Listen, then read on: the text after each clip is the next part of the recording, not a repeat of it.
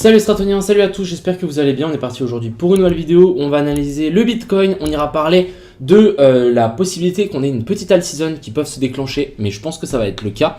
On ira faire un tour sur l'Ethereum qui a bien pumpé. On ira faire un tour donc sur Arbitrum qui reprend 15% aujourd'hui. Donc pour les gens qui sont rentrés pendant que je vous l'avais call, vous êtes bien. Voilà. On ira voir aussi donc mes dernières alts, donc MKR que j'avais analysé la dernière fois, BNX, APT, on ira voir le Compound qui a pas trop pumpé, on ira voir le Elrond sur lequel je suis rentré, on ira voir le FTM aussi, assez intéressant, et bien évidemment on ira faire un tour sur IMO qui récupère largement en fait la perte ici, donc pas la perte mais le dump qu'on avait eu avec cette fameuse whale qui avait vendu. Maintenant on a vraiment un cours beaucoup plus sain avec beaucoup plus de personnes complètement différentes qui rentrent et c'est pas tout une seule personne. Donc franchement, je suis super soulagé. On en parlera un peu, mais super propre. On est parti.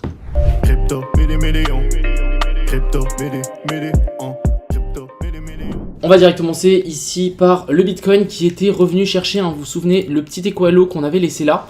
Donc vraiment super propre. On récupère ça. Donc là, on récupère les liquidités et ensuite on pump et on continuera à pump à mon avis tant qu'on ne vient pas chercher ces anciens sommets. Donc personnellement, moi, là, la résistance a été cassée et du coup pour moi on a prochaine zone, c'est ici, on parle de la zone des 32 400 et on a encore une autre zone, je rappelle, c'est la zone Fibonacci de retracement de la dernière baisse ici de ce bear market. Donc pourquoi pas un retour vers la zone des 48 000, 50 000. Mais personnellement, en voyant la charte comme ça, il n'y a aucun signe que ça s'arrête. Donc on va continuer à pumper. Pour le moment, il n'y a vraiment rien.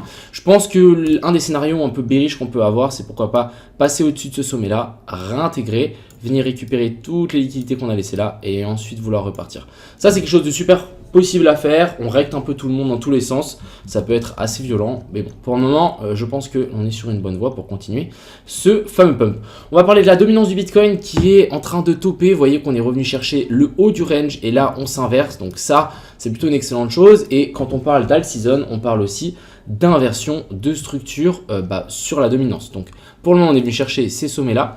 Et du coup, si à mon avis, on arrive à casser ce plus bas-là, à mon avis, il y a de fortes chances qu'on vienne chercher beaucoup plus bas et qu'on revienne chercher le bas du range. Si on arrive à chercher ce bas du range, il y a de fortes chances que en fait, on a des alt season, il y en a des alts qui explosent comparé au BTC. Donc ça peut être assez intéressant pour la suite. Ce qu'on peut voir aussi, c'est que l'Ethereum prend 5,4%. Donc là, on peut voir vraiment que l'Ethereum est très très chaud. On est arrivé, donc on a vraiment cassé donc, notre zone ici des 2000 $ que j'avais dit hier. Et du coup, là, on va arriver vers une autre zone de résistance, la zone des 21 050. Pas 21 000, excusez-moi, les 2150. Si on arrive à passer par-dessus ça, les gars, là, c'est open bar jusque là-haut. Jusque là-haut, donc là, ça peut aller extrêmement vite. Vous voyez qu'on n'a pas grand-chose. On a fait des grandes bougies ici. On a de l'imbalance et du coup, ça peut aller très vite dans l'autre sens. Donc il y a de fortes chances que ça continue à pumper, même chose ici. Maintenant on va parler du total 3 et du total 2 qui sont pour moi super intéressants et ce qui peut vraiment nous dire qu'on a une potentielle alt season qui arrive, c'est qu'ici on est en train de casser ces trendlines. Donc total 2 aussi, donc c'est sans le market cap, sans le BTC. Donc vous voyez ici, magnifique, on a cassé ce petit triangle de compression qu'on avait discuté en live et là on casse tout vers le haut. Donc là il y a de fortes chances que ça pump assez violemment. On aura une grosse zone ici de résistance, donc clairement c'est les anciens sommets qu'on a là. Et si on lâche ça les gars, genre je vous dis, si ici on passe par-dessus ça, c'est open bar jusque là-haut. Donc là on passerait de 650 milliards à presque 1 trillion. Et c'est environ 30%, et 30% sur presque toutes les altes, là on peut s'attendre à du 30, 40, 50%, et ça peut être extrêmement, ça peut juste être génial. Donc préparez-vous, il y a un monde où ça pump assez violemment ici. Ensuite, on va parler du ARB. Donc, l'ARB, il a complètement tout explosé à la hausse. Très content de vous avoir partagé donc, ce trade. Personnellement, j'ai hold mon ARB. J'ai pris quand même pas mal de profit.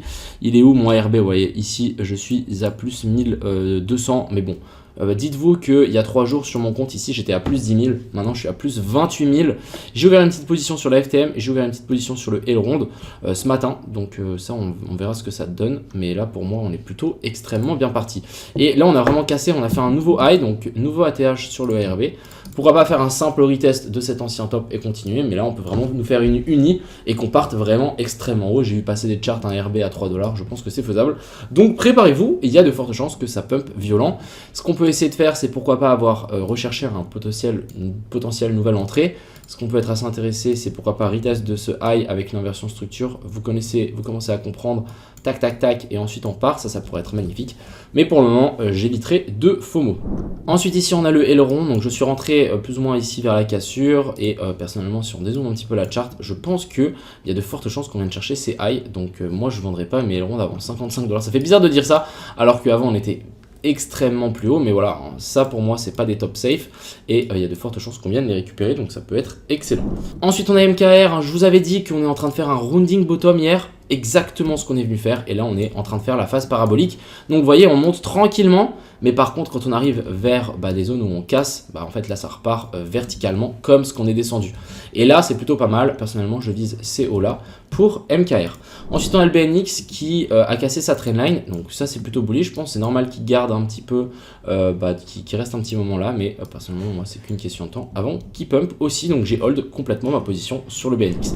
Ensuite on a le APT, on a cassé la trendline, on était revenu chercher ces plus bas là, et là de nouveau on repart. Si on dézoome un peu cette charte, on peut voir que là on a une potentielle zone de liquidité, et après pour moi c'est l'equal high qu'on a là-haut, donc il y a de fortes chances que le APT ici accélère vers le nord.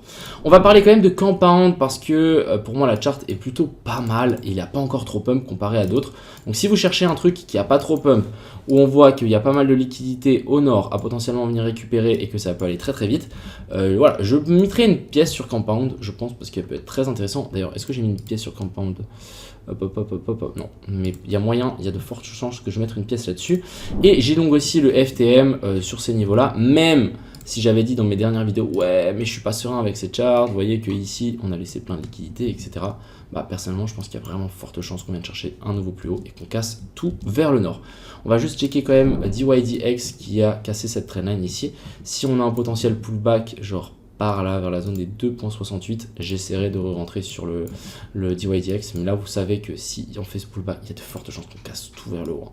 Donc comme je vous ai dit, il y a de fortes chances qu'on ait une grosse alt season qui arrive, et du coup n'hésitez pas à mettre des pièces. Je pense que ça vaut la peine de prendre le risque maintenant avant qu'on monte trop vite. Vous voyez que ici on a Total qui est à plus 2%, Total 2 qui est à plus 3%, et encore toutes les autres alts, on est seulement à plus 2% et on vient de casser la trendline. Donc il y a de fortes chances que ça coupe et ça détruise tout vers le haut. Ensuite, on va parler quand même de IMO. Donc IMO qui a plutôt une magnifique charte, on a vraiment bien réintégré. Dites-vous que depuis le plus bas, je pense avec les annonces et les photos du premier bien, mais dites-vous que là on est sur un plus 68% après la whale, donc c'est très très bien. La whale, elle a commencé à vendre à partir de 0,25, donc on a presque ravalé tous les ventes de la whale, et ça c'est une excellente chose. Je vois que la communauté est plutôt très très strong et qu'il y a très peu de ventes, hein. Vraiment les ventes c'est ridicule comparé à tous les achats qu'on a. Donc je pense que vous commencez à bien comprendre que c'est un projet long terme et que qu'on est encore super early, hein. Dites-vous que on a uniquement 2,3 millions de market cap. Trouvez-moi un projet autant sérieux à 2,3 millions de market cap, je vous mets au défi, mais à mon avis, vous ne trouverez pas. Sur ce, je vous souhaite à tous une excellente journée, c'était une vidéo rapide et efficace. Je vous souhaite, profitez bien de votre journée, c'était Gretomillion, ciao.